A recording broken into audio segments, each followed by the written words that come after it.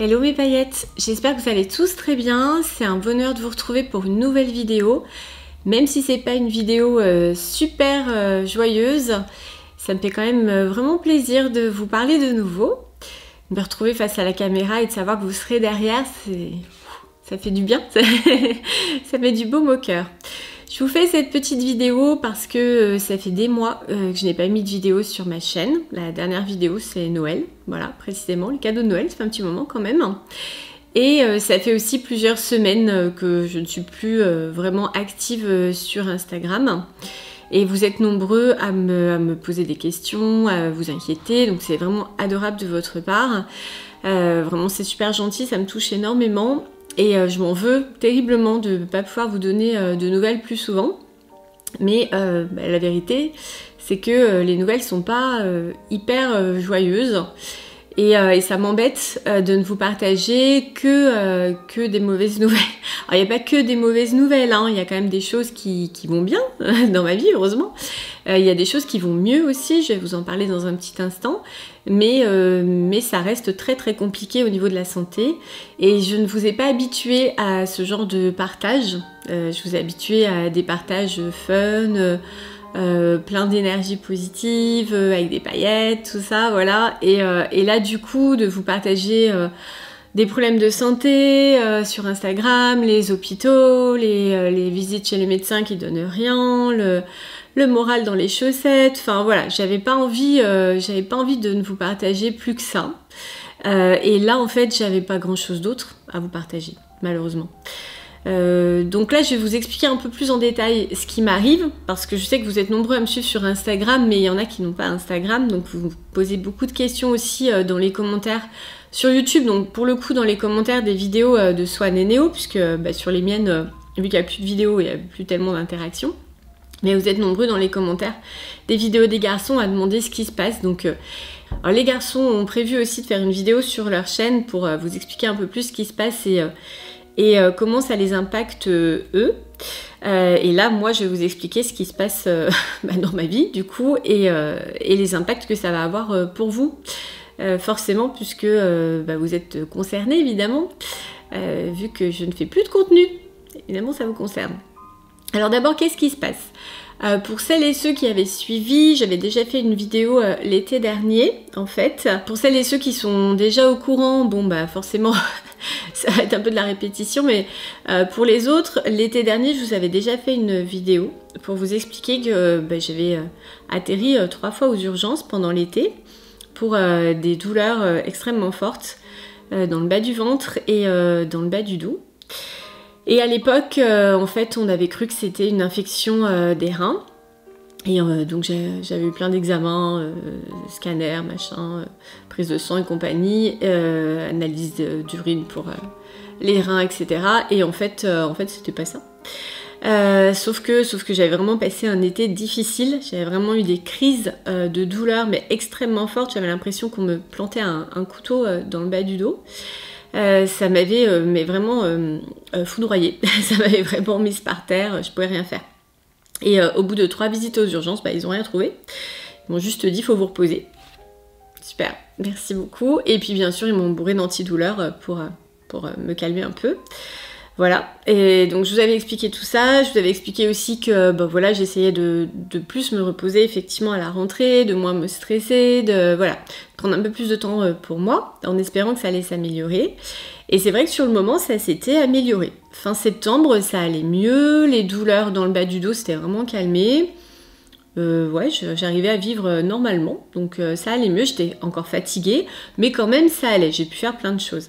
Donc l'été dernier, on vous a pas partagé autant d'aventures que les années précédentes. D'habitude, on vous emmène avec nous en vacances, dans des vlogs, on fait plein de trucs, et on adore ça, et on adore vous partager tout ça, notamment les parcs d'attractions, les parcs aquatiques, tout ça. L'été dernier, on n'a pas fait grand chose, vous en êtes rendu compte. Forcément, j'étais pas vraiment en état, donc c'était compliqué. Et puis on était inquiets, pour tout vous dire, vu qu'on savait pas trop ce qui me tombait dessus. Du coup, quand j'ai commencé à aller mieux, on a profité à nouveau, donc on vous a emmené pour l'anniversaire de Swan dans le parc Spirou, voilà, on a fait la fête avec des copains, c'était super. On vous a emmené aussi à la soirée d'Halloween de Jérém, c'était super aussi, c'était vraiment des moments géniaux.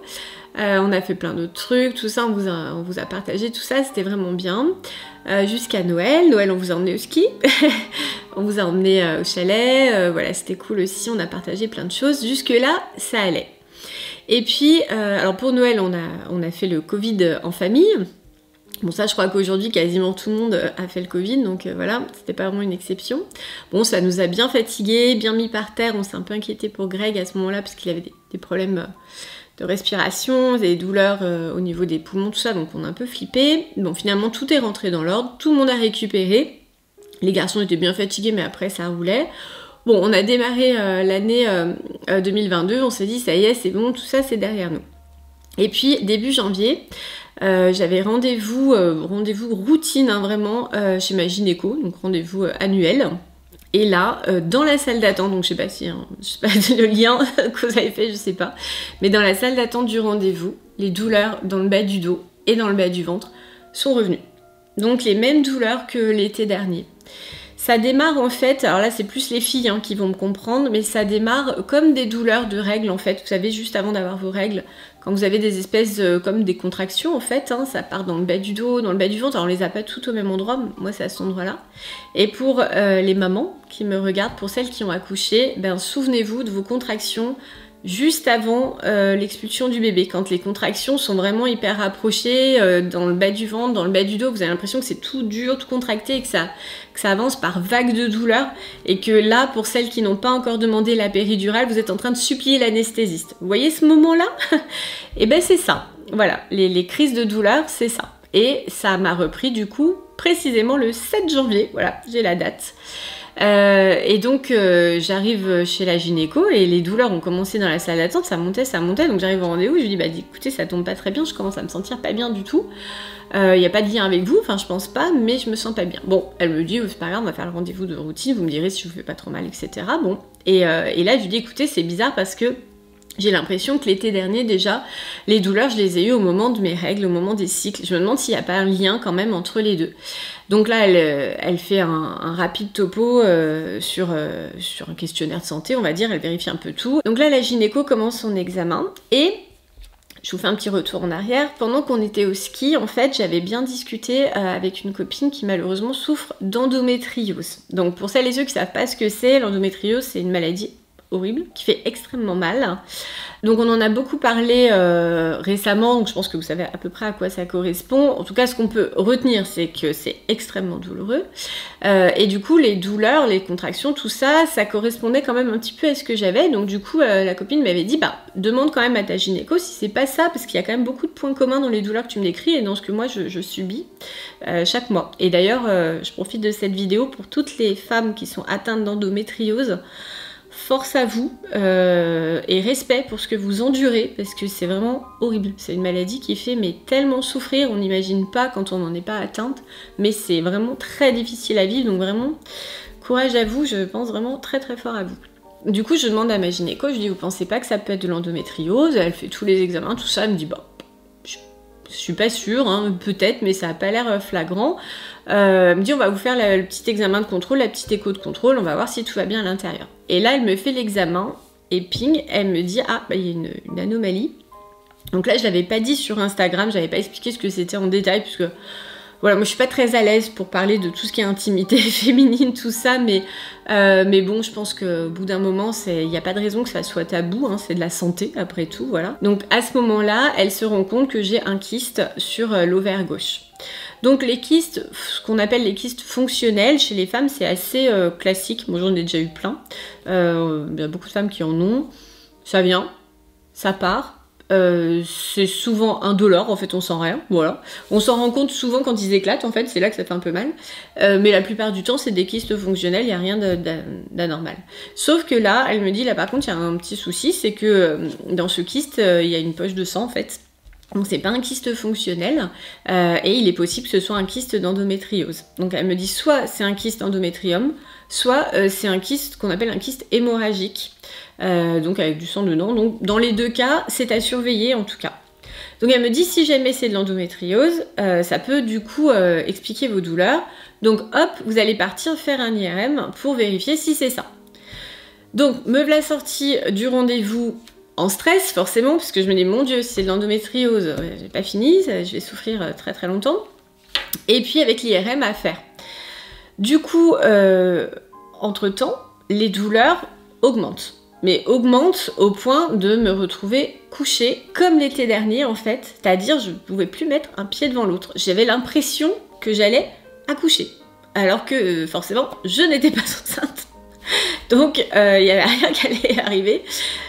Du coup, j'avais des douleurs, mais c'était vraiment atroce. Donc les douleurs au bout de quelques jours quand même s'estompent légèrement, mais me fatiguent, m'épuisent en fait, parce que quand vous souffrez à ce point, derrière vous êtes fatigué pendant plusieurs jours. Et en plus je ne savais pas ce que j'avais, donc il y avait aussi de l'angoisse, évidemment ça n'aide pas, vous savez ce que c'est. J'arrive, là je vous fais un raccourci, parce que tous les jours en attendant l'IRM, évidemment l'IRM vous poirotez plus d'un mois pour avoir un rendez-vous bien sûr, sinon c'est pas drôle. Et du coup pendant toute cette période je souffre, clairement je souffre tous les jours. C'est-à-dire qu'il n'y a pas un matin où je me suis levée en me disant « Yeah, j'ai plus de douleur ». Non, tous les jours, j'ai mal. J'ai mal dans le bas du ventre, j'ai mal dans le bas du dos et je suis très fatiguée. J'arrive à l'IRM, donc j'explique au médecin tout ce que j'ai. Donc c'est un spécialiste de l'endométriose que je suis allée voir. Donc il me dit « Oh là là, mais avec ce que vous me décrivez, les douleurs, tout ça, je pense qu'on va trouver beaucoup d'endométriose ». Bon, je fais l'IRM, je ressors de l'examen. Et là, il me regarde, mais vraiment, avec des yeux comme ça. Je me dis, mais qu'est-ce qui se passe? Il va m'annoncer un truc terrible. Là, il me dit, mais il n'y a pas d'endométriose profonde. Il n'y a pas. Vous avez toujours le kyste sur le verre gauche, donc lui, il est toujours là. Je peux pas vous dire s'il a grossi ou pas depuis votre dernier rendez-vous, parce qu'en fait, la gynéco avait pas précisé la mesure correctement. C'était une remplaçante et... bon, je sais pas si ça joue, mais elle avait pas fait le truc vraiment à fond, on va dire. Donc il avait pas la taille du kyste un mois avant. Donc il pouvait pas me dire si il avait bougé ou pas en fait. Mais il me dit le kyste est toujours là, mais il n'y a pas d'endométriose profonde. Donc il me dit ça veut pas dire que vous n'avez pas d'endométriose, parce que si ça se trouve, c'est bien un kyste endométrion, mais vous avez peut-être une endométriose légère. Mais en tout cas, par rapport aux douleurs que vous me décrivez, c'est pas ça, c'est pas de l'endométriose profonde qui vous provoque ça, donc c'est autre chose. Ok, donc je repars avec ça, je suis vachement avancée, je souffre toujours aussi fort, donc je rappelle ma gynéco, qui me dit mais c'est quand même bizarre, donc elle me donne un traitement, machin, antidouleur, enfin je fais que ça depuis le 7 janvier, je me gave d'antidouleur, parfait, donc j'ai très mal au ventre, parce que forcément ça a des retentissements intestinaux, forcément le système digestif il apprécie pas d'être gavé de produits chimiques H24, hein. Donc j'ai très mal au ventre, ça n'arrange rien. Et au bout d'un moment, au bout de plusieurs jours, clairement je harcèle ma gynéco, je dis écoutez c'est pas possible, je suis encore en crise, je suis encore dans mon lit, je ne peux à nouveau plus bouger, c'est pas possible, qu'est-ce qui se passe, il faut m'aider là parce que là j'en peux plus. Et là ma gynéco me dit écoutez il y a autre chose, parce que par rapport à la taille du kyste, vous ne pouvez pas souffrir autant, c'est pas possible, vous avez forcément autre chose. D'accord? Je vous conseille de retourner voir un médecin. Et moi je pense que vous avez un problème au niveau intestinal, donc allez voir de ce côté là, parce que l'été dernier quand on a cru que je faisais une infection des reins, ils ont vérifié tout le système urinaire, la vessie, les reins, la totale. J'avais des douleurs à l'époque comme une infection urinaire et je n'avais rien. Ils avaient pensé du coup, comme je vous l'avais dit dans ma vidéo, que c'était ma cystite interstitielle que j'ai eue il y a 20 ans qui revenait. Voilà, ils avaient pensé que c'était ça, que c'était une rechute. Bon, donc ça pouvait pas être urinaire parce qu'ils avaient tout vérifié, ça pouvait pas être gynéco, ils avaient tout vérifié, il y avait bien ce kyste qui est à surveiller, donc là j'y retourne dans un mois d'ailleurs pour surveiller, pour voir comment il a évolué. Mais elle me dit ça peut pas être ça qui vous met dans cet état, c'est pas possible, faut chercher ailleurs. Je vais voir un médecin, donc là c'était pas mon médecin traitant, parce que mon médecin traitant il y a 3 semaines d'attente, donc je trouve un autre médecin généraliste qui m'ausculte, qui écoute, qui prend tout mon dossier machin, et qui me dit bah non, par rapport à ce que vous me décrivez, c'est pas intestinal, enfin vous avez des soucis de digestion forcément, avec tout ce que vous ingurgitez en médicaments ça peut pas aider, mais à mon sens vous n'avez pas de problème intestinaux, c'est pas ça. Et donc là il vérifie, il m'ausculte, il commence à appuyer sur des points au niveau du corps, au niveau des muscles, tout ça où j'avais mal, et après il me dit écoutez moi je pense que vous souffrez de fibromyalgie. Quesaco. Donc fibromyalgie, j'avais déjà entendu ce mot, une fois parce qu'il y a la grand-mère d'un copain d'école à Swan qui en souffre. La grand-mère. Donc pour moi, c'était une maladie quand même qui arrivait assez tard dans une vie. Je m'attendais pas du tout à ce qu'on me parle de ça, voilà. Et tout ce que je savais de cette maladie, c'est qu'elle faisait mal dans tout le corps. C'est tout ce que j'en avais retenu en fait. Donc je ressors de chez le médecin, sans vraiment d'explication, parce qu'en fait le médecin me dit, le problème de la fibromyalgie, c'est qu'il n'y a rien pour vérifier que c'est bien ça. C'est-à-dire que c'est une maladie qui n'a pas de marqueur. Vous avez tout un tas de maladies, quand on vous fait une prise de sang, on va, par exemple les cancers, malheureusement, ou toutes ces maladies-là, à la prise de sang, on va se rendre compte qu'il y a un problème, qu'il y a une anomalie, et on va pouvoir déterminer de quelle maladie il s'agit. Je reprends l'endométriose, l'exemple de l'endométriose, à l'IRM, on voit l'endométriose. Enfin, ça dépend de l'IRM, hein. Il faut quand même quelqu'un qui sache la décrypter. Mais ça se voit. Il y a tout un tas de maladies comme ça qui se voient au niveau des examens. Et par contre, la fibromyalgie, ça ne se voit pas. Donc c'est un diagnostic par défaut. Une fois qu'on a éliminé tout le reste et que la personne continue de se tordre de douleur, on se dit, tiens, il est possible que ce soit ça parce qu'on a fait tout le reste et il n'y a rien d'autre. Donc déjà, c'était pas une bonne nouvelle de savoir que c'était pas une maladie qu'on pouvait clairement identifier et rapidement, parce qu'il me dit du coup, moi, je peux pas vous poser le diagnostic comme ça, il va falloir sûrement faire encore d'autres examens pour être sûr qu'on a bien tout éliminé. Super. Donc je ressors de là, toujours pliée en deux. J'avais toujours hyper mal, sauf que je pensais avoir un diagnostic, donc du coup quand même ça fait du bien entre guillemets de se dire voilà, je n'ai pas un truc hyper grave, parce que la fibromyalgie, je ne connaissais pas encore cette maladie, je vais vous en parler dans un moment, c'est une maladie handicapante, c'est vrai, et invalidante au quotidien, mais ce n'est pas une maladie dégénérative, c'est pas comme un cancer par exemple, voilà, c'est une maladie que vous pouvez garder toute votre vie, qui va vraiment vous pourrir la vie, clairement, mais elle va pas vous tuer, désolée de parler crûment, mais voilà, c'est pas une maladie qui va vous amener vraiment à des problèmes de santé incurables, voilà, c'est pas la même chose.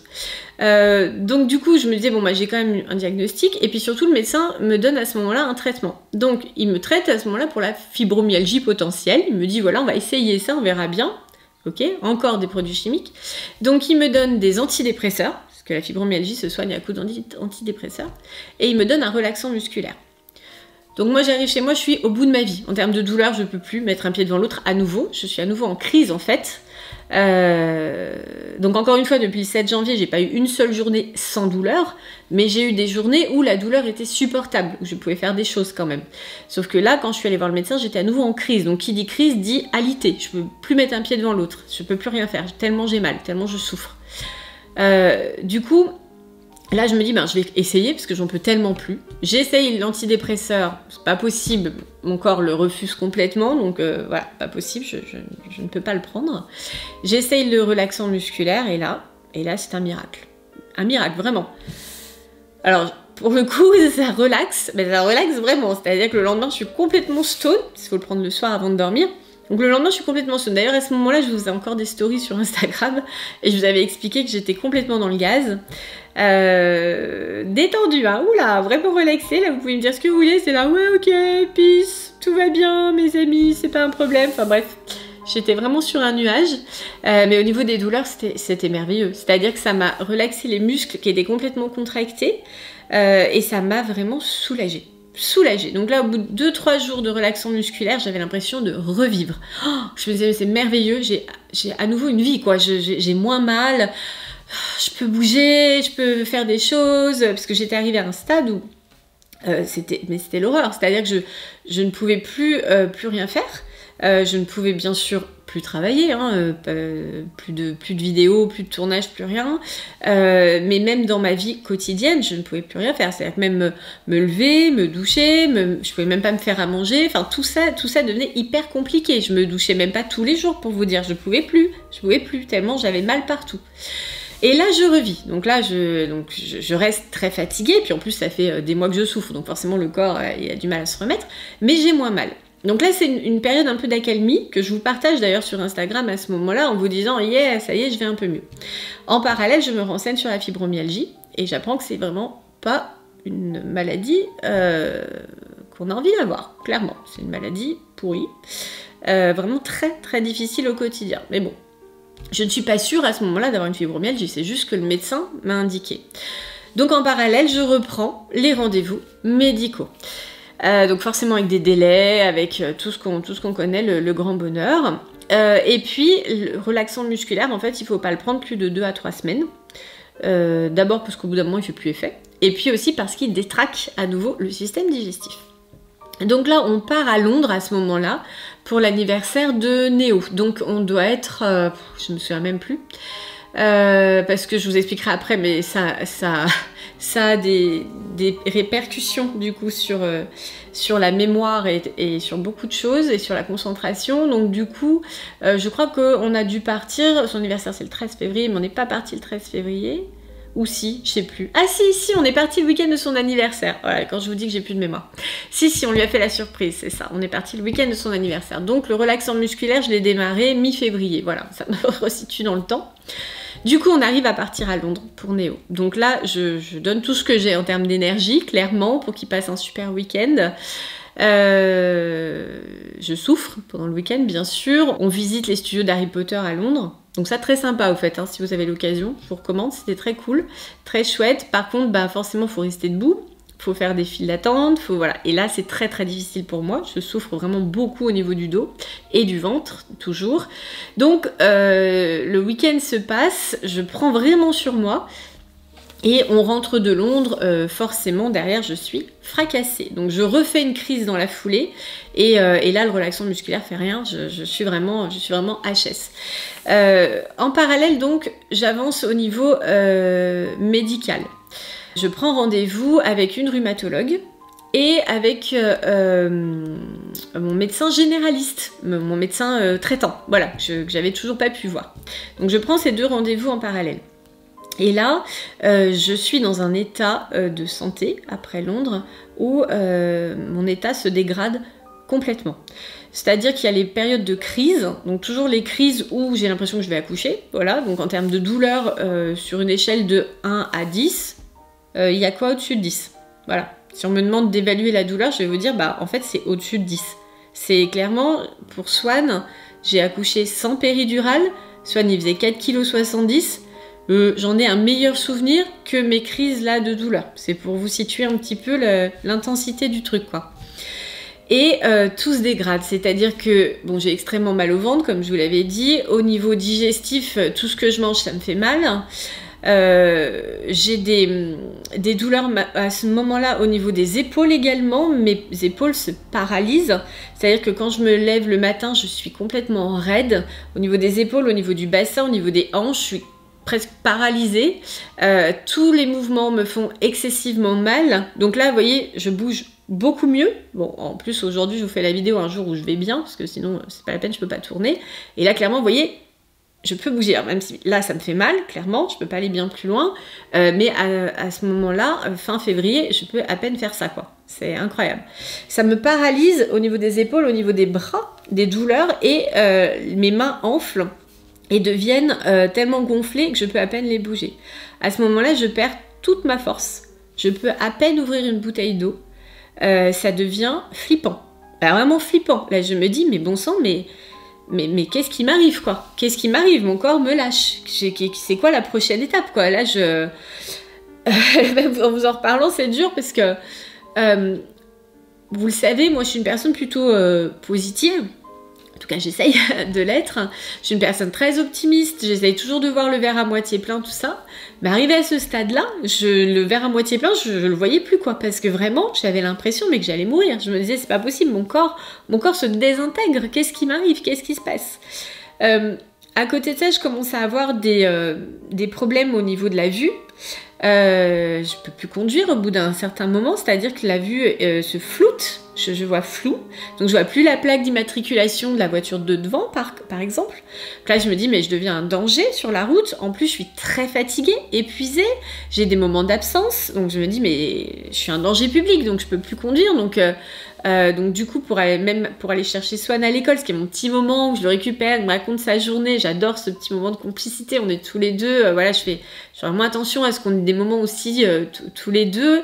Bon, j'en ai aussi avec Néo, mais forcément c'est pas le même âge. Mais voilà, pour garder cette petite complicité. Et même ça devient impossible, quoi. Donc du coup, bon, alors toute cette période, je suis, comme je vous l'avais dit sur Instagram, je suis merveilleusement bien accompagnée par Greg, par mes fils, par ma famille, par mes amis qui m'envoient plein de messages, parce que les pauvres, ils peuvent rien faire de plus, de toute façon, puisque je peux plus les voir, je peux plus sortir de chez moi. Donc, je suis hyper accompagnée, hyper aidée.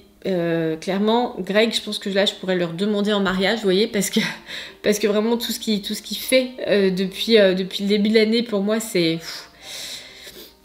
Enfin bref, il est parfait. Il est parfait, j'ai beaucoup de chance, il est vraiment adorable. Et quand je pouvais plus conduire, bah, carrément, il m'emmenait à l'école pour que je récupère quand même Swan, qui me raconte sa journée, alors que ça sert à rien qu'on soit deux dans la voiture, mais du coup, il me faisait la navette, il me conduisait pour que j'ai quand même mon petit moment, voilà, pour des petites attentions comme ça qui me faisaient du bien au moral. À ce moment-là, je perds également mes facultés cognitives, c'est-à-dire que je commence à avoir des trous de mémoire vraiment importants, des problèmes de concentration, genre je suis devant mon ordi, je sais pas du tout ce que j'ai à faire, je sais plus, mais je sais plus, hein, vraiment c'est rien, j'ai un nuage dans la tête, je sais même pas ce que je fais là. Je me fais des to-do, quand j'ai un éclair de lucidité, je note hyper vite tout ce que j'ai à faire, et là je regarde mes to-do, je me dis ah ouais j'ai ça à faire. Et là, j'envoie par exemple un mail et ça va me prendre une demi-heure pour écrire un mail. J'ai plus de neurones. À ce stade-là, j'ai plus de neurones, j'ai plus d'énergie, je ne peux plus rien faire, je suis une loque. Je suis une loque, clairement, je suis une loque, il n'y a pas d'autre terme. Je suis gênée par la lumière, j'ai des lunettes de soleil en permanence. On est au mois de mars, hein, début mars à ce moment-là, enfin fin février, début mars. Je suis gênée par le bruit. Je porte des boules de caisse, dès que je fais un truc, par exemple, je peux même plus faire à manger, hein, parce que je peux plus tenir debout. Mais si Greg fait à manger et que je veux lui tenir compagnie dans la cuisine, je suis assise, je mets des boules de caisse, parce que rien que le grésillement, tout ça, ça me gêne. Bref, tout est vraiment très très compliqué à ce moment-là, vraiment compliqué. J'ai l'impression que tout mon corps m'abandonne. Je suis paralysée en fait de douleur. J'ai donc des raideurs douloureuses de partout dans tout le corps. Et je suis paralysée aussi au niveau mental. Je peux plus rien faire, mon corps répond plus. Et je suis épuisée. Mettre un pied devant l'autre, c'est vraiment difficile. Et surtout, à ce moment-là, je commence à ne plus pouvoir tenir debout. C'est-à-dire que je peux marcher. Et d'ailleurs, la marche me fait le plus grand bien. Alors à mon rythme, hein, j'avance comme une mamie, mais j'avance quand même. Mais par contre, rester debout sans bouger, par exemple une file d'attente, une file... quand vous faites vos courses, par exemple, vous êtes à la caisse, vous attendez votre tour pour payer. Donc des moments où vous êtes obligé de rester debout, quoi.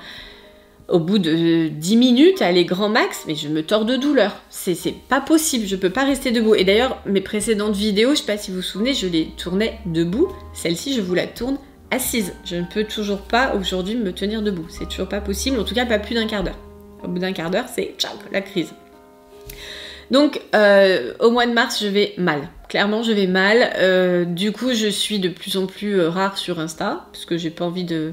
Enfin, je vous partage un peu ça, mais j'ai pas envie de vous partager que ça. Et clairement, à ce moment-là, je vois pas ce que je pourrais vous partager de positif, parce que ma vie est vraiment une galère. Et quand je dis ma vie, ça peut paraître un peu égoïste, mais en fait, ma vie est notre vie. C'est-à-dire que notre vie de famille, forcément, prend un méga coup. On peut plus rien faire. On peut plus faire de projet, parce qu'on sait jamais si moi je vais tenir debout ou pas. Vis-à-vis de mes enfants, c'est horrible. Je pense que toutes les mamans me comprendront. Je me sens terriblement coupable. Je culpabilise à mort parce qu'on peut plus rien faire. On peut plus rien faire. Il y a plus de visite aux amis, il y a plus de visite à la famille, il y a plus rien. Même inviter un copain à la maison, c'est compliqué parce que moi je vais être couchée. Je sais pas dans quel état je vais être. Enfin voilà. Partir en vacances, c'est pas possible. Les vidéos, bah forcément, Swan et Néo, ça fait partie aussi de leur vie. Je peux plus tourner avec eux. J'ai plus la force de tenir une caméra. Je peux plus rien faire. Je peux plus même animer une vidéo ou autre. J'ai plus d'énergie. Encore une fois, je suis une loque. Je suis une flaque de slime. Voilà. Donc pour les garçons, c'est hyper déstabilisant.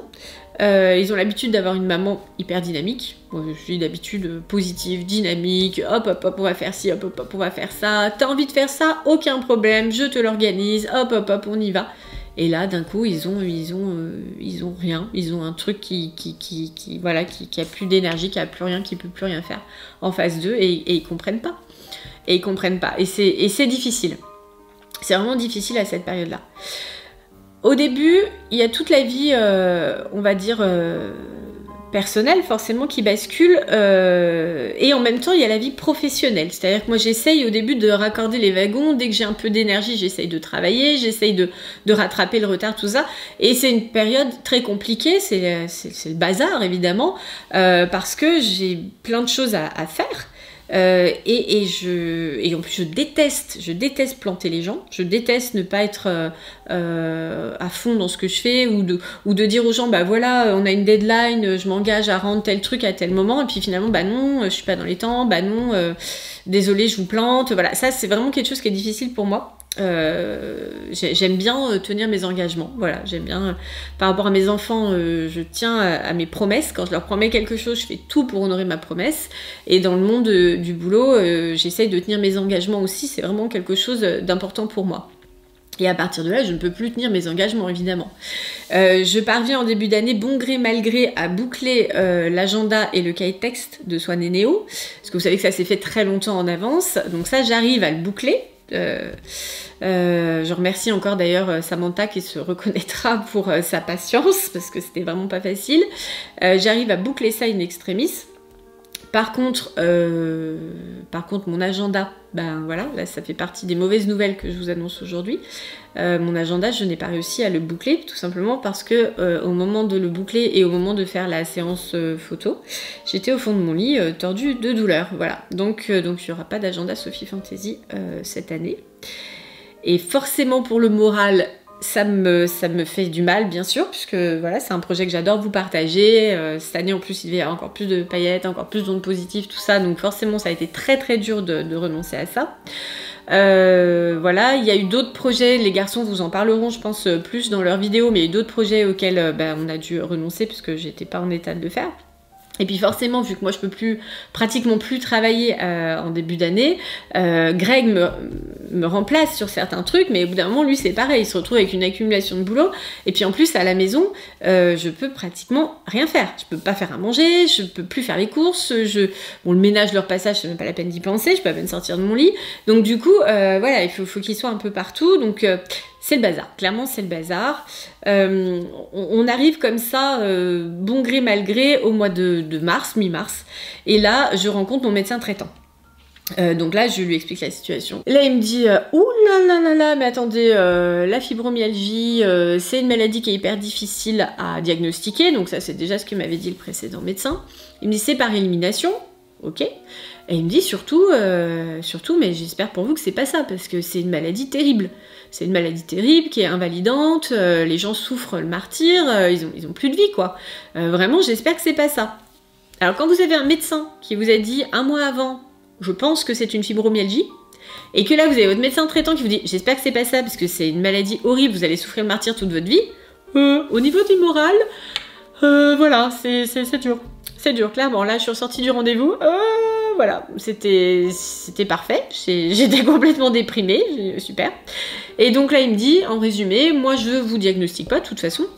Pour l'instant, vous allez faire des examens. Donc, je vous envoie dans un service de médecine interne pour faire tous les examens possibles et inimaginables pour vérifier ce que vous avez. Ok, bon, très bien. Donc, rebelote, reprendre rendez-vous dans un hôpital, cette fois-ci, pour un service de médecine interne. Donc, tout ça, ça prend également encore du temps, de l'énergie, et c'est pas positif. Donc, tout ça, ça ne m'aide pas non plus, mais bon, il faut bien le faire.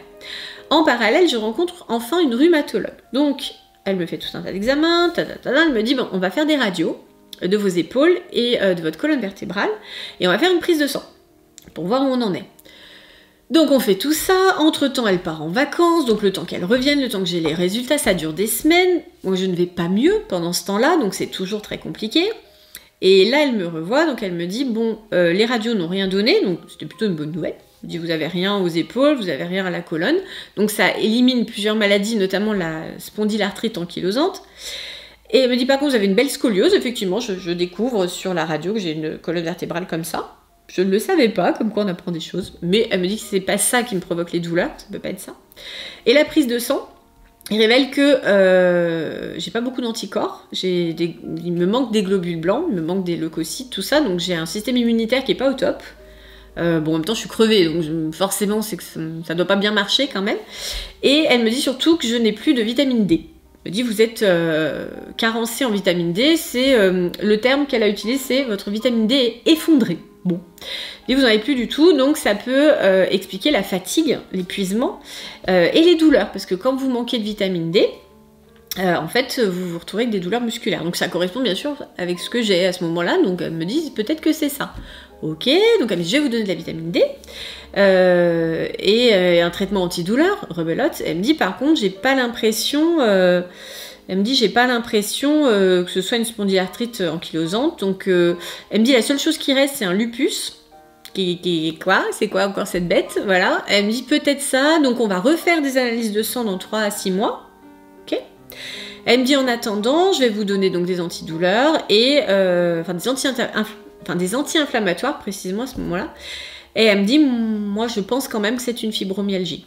Et de 2. Voilà. On est déjà à 2 médecins qui me disent ça devrait être ça. Mais elle me dit, vu qu'il y a quand même encore une suspicion, on va dire, de lupus, tant qu'on n'a pas éliminé le lupus, je ne peux pas vous diagnostiquer. Formidable. Donc en fait, le problème, c'est que tant que vous n'êtes pas diagnostiqué, tant que vous ne savez pas ce que vous avez, vous ne pouvez pas agir complètement contre le problème, évidemment. Mentalement, c'est très difficile parce que vous ne savez toujours pas ce qui se passe. Et puis forcément, pour la suite des événements, vous ne pouvez rien faire non plus. C'est-à-dire, par exemple, moi, je ne peux plus tenir debout. Si ça avait été une spondylarthrite ankylosante, par exemple, quand vous souffrez de ce genre de maladie, vous pouvez demander une carte, vous savez, qui vous permet de ne plus rester debout quand ça ne vous est pas possible physiquement. Sauf que moi, je ne peux rien entamer en termes de démarche, puisque pour l'instant, on ne sait toujours pas ce que j'ai. Donc, je ne peux pas tenir debout, je ne peux pas faire de file d'attente, je ne peux plus aller dans les parcs d'attractions. Et croyez-moi, c'est un crève-cœur, surtout pour notre famille. Je ne peux plus rien faire, mais je n'ai aucun recours. Je ne peux rien faire à ce stade-là. Donc, encore une fois, tout ça pour le moral, c'est difficile. En plus des douleurs.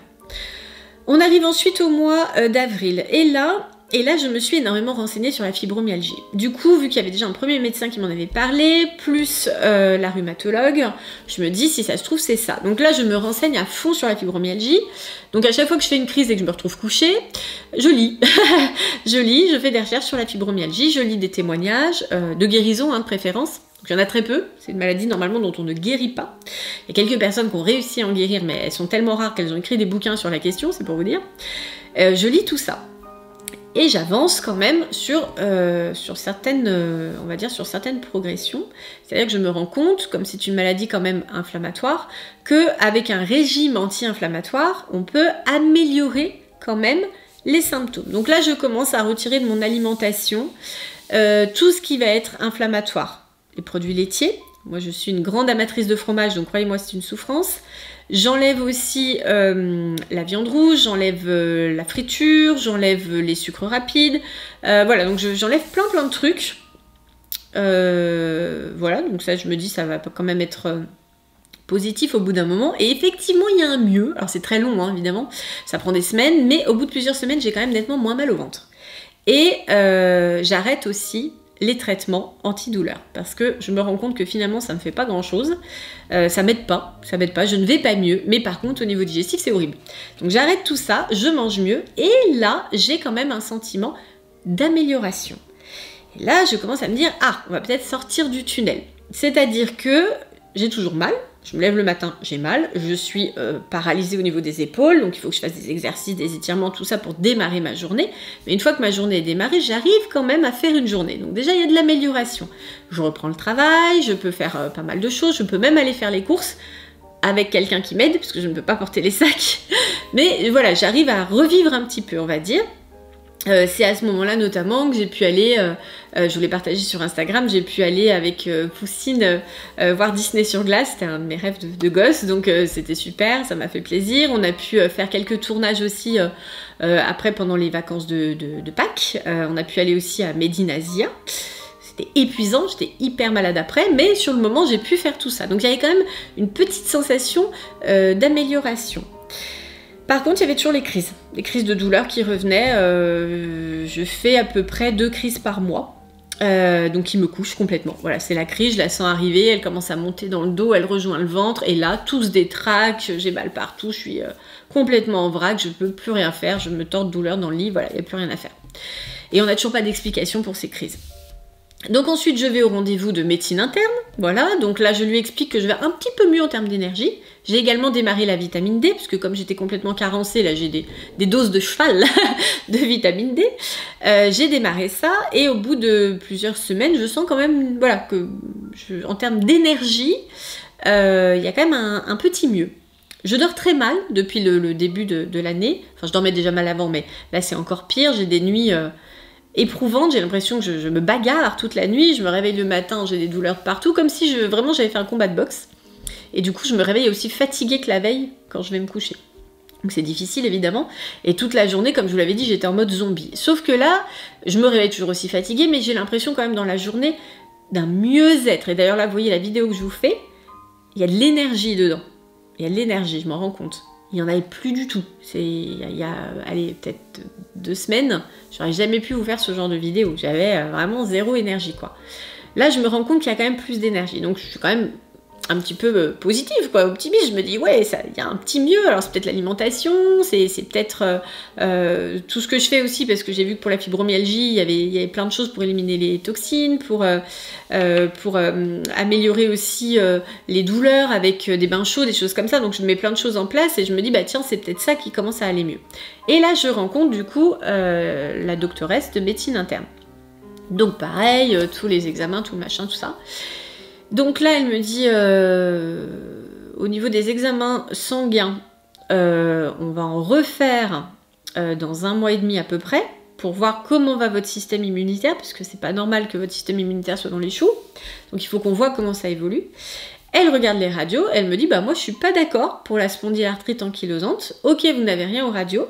Ok, vous n'avez rien à la prise de sang, mais ça ne veut pas dire que vous n'avez pas de spondylarthrite ankylosante. Il est possible que l'inflammation soit déjà plus au niveau du bassin, où là, il n'y avait pas eu de radio. Et puis surtout, il est possible que l'inflammation soit plus récente et qu'elle ne soit pas encore visible au niveau osseux. Donc, vous allez passer un nouvel IRM. Allez, je vais prendre un abonnement. Donc rebelote, reprendre un rendez-vous pour un IRM, 3 mois d'attente, après on me dit non 2 mois, après 1 mois et demi, donc j'arrive à prendre un rendez-vous dans 1 mois et demi, donc là j'ai rendez-vous mi-juin, et elle me dit à ce moment-là on refera une prise de sang. Et je dis donc, en attendant, en attendant, comme on ne sait toujours pas si vous avez ou pas une spondylarthrite ankylosante, je ne peux pas vous diagnostiquer. Voilà. Donc en attendant, elle m'a redonné un traitement que j'ai pris quelques jours pour dire parce que je suis pas médecin, hein, donc j'essaye quand même de faire ce qu'on me dit. Mais au bout de quelques jours, il n'y avait pas d'amélioration notable et par contre, ça me faisait encore très mal au ventre. Donc j'ai dit bon allez, laisse tomber. Donc là, je ne prends plus de produits chimiques. Sauf quand je suis en cas de crise, voilà, quand je fais mes 2 crises par mois, parce que maintenant c'est presque à date anniversaire. Quand je suis en crise, là oui, je prends quelque chose parce que sinon je me fous par la fenêtre, clairement, je vous le dis, hein, en termes de douleur, c'est insupportable. En plus, les urgences, ça sert à rien que j'y retourne, puisque l'été dernier, ils m'avaient mis sous morphine, mais vu que là, de toute façon, on trouve pas ce que j'ai, je vais y aller, ils vont me coller sous morphine, je vais dormir 1 heure, et puis voilà, ça sert à rien. En plus, la morphine, c'est pas bon. Donc bon, voilà, j'essaye de rester sans produits chimiques, je fais très attention à ce que je mange. Depuis quelques temps, j'ai même arrêté le gluten. Alors clairement, moi j'ai plus ou moins fait attention à ce que je mangeais par le passé, mais je suis une bonne vivante, hein. J'aime bien profiter, bien manger, donc je fais attention quand même, notamment pour les enfants aussi, des légumes variés, etc. Mais je vis bien, je profite, voilà. Donc c'est vrai que tout ce qui était régime sans lactose, régime sans gluten, je me dis, ah bon, ouais, les gens, ils arrêtent carrément ça, c'est dommage, c'est triste, machin. Je pensais pas du tout que je serais un jour concernée par ça. Je peux vous dire que quand vous ne mangez plus de lactose, quand vous ne mangez plus de gluten, plus de sucre, c'est un petit peu difficile quand même, hein. Je vous cache pas que psychologiquement, faut s'y faire, quoi. Mais bon, après, il y a un réel mieux-être, on va dire, au niveau digestif, il y a vraiment moins de douleur. Donc du coup, ça motive. Voilà, je me dis, bon, ben, c'est dur sur le moment, hein, c'est de la volonté hein, pour renoncer à tout ça. Mais comme j'ai quand même moins mal, bon, ça vaut la peine. Voilà, ça vaut la peine. Donc voilà, bah, tout le monde s'est mis à manger un petit peu mieux hein, dans la famille, du coup, ils sont ravis. Forcément, vu que moi j'ai plus droit au gluten, bah, j'ai plus droit aux pâtes. Donc on en mange quand même, enfin eux en mangent quand même, mais moins souvent forcément, puisque moi ça m'est interdit. Les pizzas, bah forcément j'y ai plus droit non plus, donc avant on faisait des soirées pizza tous les vendredis soirs, maintenant c'est une fois par mois. Au niveau énergie, comme je vous le disais, il y a un mieux. C'est pour ça que j'arrive à vous faire cette vidéo aujourd'hui, donc c'est déjà pour moi une prouesse vraiment, parce que je ne pouvais plus rien faire. Je sens quand même un mieux, par contre je reste quand même fatiguée globalement. Physiquement, je suis fatiguée, donc là je tourne cette vidéo, c'est clair que ça va être mon seul effort concrètement de la journée. En dehors de ma petite vie, me lever, me doucher, parce que ça c'est un effort, je peux vous dire, dans l'état où je suis. M'occuper des enfants, évidemment, surtout Swan, les devoirs, etc. Voilà, les petites choses de la vie quotidienne. Travailler un petit peu quand même, un minimum, sur ordinateur, voilà, ça fait partie de ma petite vie, mon petit rythme. Et du coup, la vidéo, c'est pour moi un challenge sur cette journée, c'est un effort énergétique, clairement. C'est pour vous dire. Voilà la situation aujourd'hui. On va dire que c'est positif, toujours mon côté optimiste qui ressort. C'est positif parce que par rapport à il y a quelques mois en arrière, je vais quand même un peu mieux. Ça, c'est quand même une bonne chose. Il y a eu un moment où je ne pouvais même plus me laver les cheveux. C'est-à-dire que je ne pouvais plus lever les bras pour me laver les cheveux. Aujourd'hui, je me lave les cheveux. C'est une victoire. Je me douche assise par contre. Eh oui, comme les personnes âgées. J'ai une petite chaise dans ma douche. Je ne peux plus me doucher debout. Bah non, c'est trop long. Au bout de 5 minutes, 5-10 minutes, j'ai mal. Donc, moi, je mets 5-10 minutes sous ma douche, j'avoue, voilà. Surtout quand je me lave les cheveux, c'est long. Donc, du coup, je me douche assise. Je fais, par exemple, j'étends mon linge, je plie mon linge dans la petite buanderie, assise. Bah, je peux plus le faire debout. Si je cuisine, c'est assise. Donc voilà, tout est une organisation en fait à mettre en place.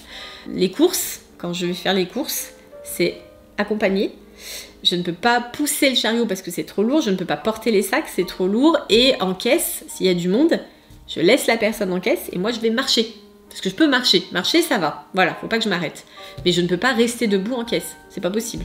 Donc je ne peux plus faire les courses toute seule, évidemment. Donc je suis très assistée. Heureusement que j'ai encore une fois que j'ai un mari en or et des enfants vraiment adorables et vraiment gentils. Parce que je ne suis plus très autonome. Donc le shopping toute seule, c'est fini. Hein. Ça, on oublie. Voilà, un de mes petits plaisirs. J'ai réussi à faire ma déco. Donc là, je suis hyper contente. C'est vraiment une belle victoire parce que ça faisait hyper longtemps que c'était... en attente, j'ai réussi à finir, ça m'a pris un temps fou, mais je suis contente, c'est encore une fois une victoire. Ça a l'air de rien, mais ça m'a pris un temps inouï. Encore une fois, quand vous n'avez plus d'énergie, quand vous n'avez plus de force physique, c'est vraiment bizarre quand ça vous tombe dessus, et ça change vraiment votre vie, c'est vraiment compliqué.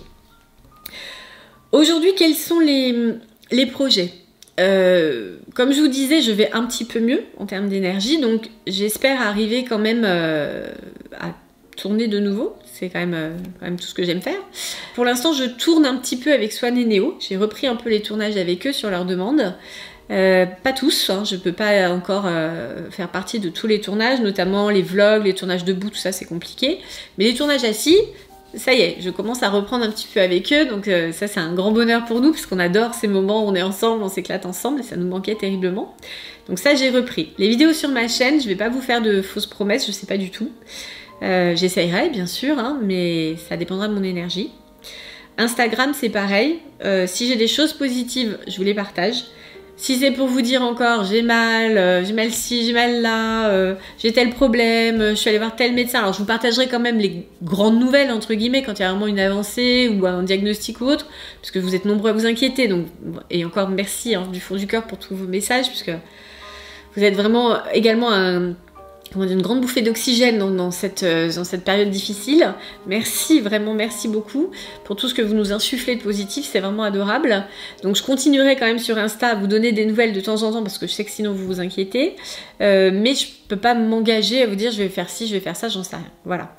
Je continue à avancer sur les projets de Swan et Néo. Il y a une BD qui vient de sortir, vous le savez peut-être, c'est Brothers 2.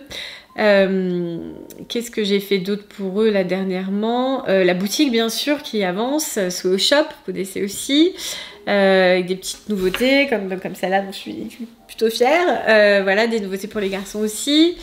Mais bon, à mon rythme, hein, donc c'est long, c'est beaucoup plus long que prévu. Si, j'ai une super bonne nouvelle à vous partager. Elle est là. Elle est là, et celle-là vraiment, c'est ma bonne nouvelle de l'année, je vous le dis. Il n'y en aura qu'une, puisque comme je vous ai dit, je ne vais pas pouvoir faire mon agenda cette année. Et donc les projets Sophie Fantasy, il n'y aura que celui-là cette année. Donc du coup, voilà, super important, je vous montre de près. Encore une fois, j'en suis mais hyper méga fière. Il représente beaucoup. Alors, je vous explique ce que c'est, et puis après je vous explique pourquoi il représente beaucoup. C'est un petit coffret papeterie avec le petit carnet, avec les petites étoiles dorées, j'adore. La règle, le crayon pailleté, bien sûr, et les petites gommes licorne et arc-en-ciel. Alors pourquoi il représente beaucoup? Parce que normalement, la couverture de mon agenda devait être comme ça. Voilà, on avait commencé à travailler dessus et ça devait être ça. Et donc comme je peux pas faire mon agenda, finalement ça c'est un peu mon... On va dire quand même mon petit cadeau de l'année, voilà, mon petit partage pour vous avec des paillettes, avec des bonnes ondes. Et ça me fait plaisir de pouvoir au moins vous partager ça. Et c'est la seule chose que j'ai réussi à faire en début d'année pour mes abonnés à moi, on va dire entre guillemets, pour mes paillettes. C'est la seule chose que j'ai réussi à faire. Et du coup, ben voilà, ça a une petite valeur. C'est des heures et des heures de travail. Dès que j'avais un peu d'énergie pour me dire allez, ça va leur faire plaisir d'avoir ça pour la rentrée. Allez, tu t'accroches, tu vas le faire. Voilà, c'est pour ça que ça représente beaucoup. On va dire moralement, voilà, ça représente beaucoup. Donc je suis très contente de pouvoir vous présenter. Il est trop beau, il est exactement comme je l'avais rêvé. Donc je suis super contente. Merci encore à Samantha pour sa patience. Voilà, c'est la bonne nouvelle, on va dire, pour clôturer la vidéo. Pour le reste, je sais pas du tout comment ça va se passer, par exemple pour cet été, je sais toujours pas. On peut pas faire de projet, je sais pas comment ça va se passer avec les garçons non plus. Si on va pouvoir bouger, pas bouger, j'en sais rien. J'en sais rien. Et donc pour l'instant, je ne sais toujours pas ce que j'ai. Entre ce que m'ont dit les médecins et ce que j'ai lu beaucoup, effectivement, je coche toutes les cases d'une fibromyalgie, ça c'est clair, toutes. Ouais, vraiment toutes. Tout ce que j'ai, tous les symptômes que j'ai en fait se retrouvent dans les symptômes de la fibromyalgie. Donc effectivement, il y a de fortes chances, entre guillemets, forte malchance que ce soit ça. Mais tant qu'on n'a pas écarté le reste, on peut pas poser un diagnostic définitif. Je vous invite dans les commentaires, pour toutes celles, tous ceux qui se sentiront concernés, à me partager vos expériences, s'il vous plaît, parce que ça peut m'aider bien sûr, me dire ce que vous avez fait, si vous êtes concerné aussi par des douleurs chroniques comme ça, ce que vous avez fait pour aller mieux, si vous avez trouvé des solutions, vous ou des personnes de votre entourage. Toutes les bonnes ondes, je prends. Tous les messages positifs, je prends. Vraiment, merci du fond du cœur par avance. Évidemment, c'est une maladie qui évolue aussi, là je parle de la fibromyalgie, qui évolue aussi avec le stress. Et moi j'ai remarqué aussi que mes symptômes s'aggravaient avec le stress. Par exemple, les rendez-vous médicaux, de pas savoir ce que j'ai, tout ça, ça me fait des crises encore plus violentes. Et là finalement, en essayant d'être le moins stressé possible, en essayant de rationaliser, de dire bon allez, c'est bon, c'est encore une crise, mais tu connais, t'en as déjà fait, allez tu te calmes, tout ça. La violence des crises est un petit peu plus, on va dire, supportable. Voilà. Donc c'est une maladie aussi qui évolue visiblement avec le stress. Donc dans les commentaires, que du positif, s'il vous plaît. Le reste, c'est pas la peine de me l'envoyer. J'en ai vraiment pas besoin. Merci. Voilà. Mes paillettes, j'arrive au bout de cette vidéo ultra, supra, méga longue. Si vous êtes resté jusque-là, bravo. Et merci de votre fidélité. J'espère que pour vous ça va, vraiment.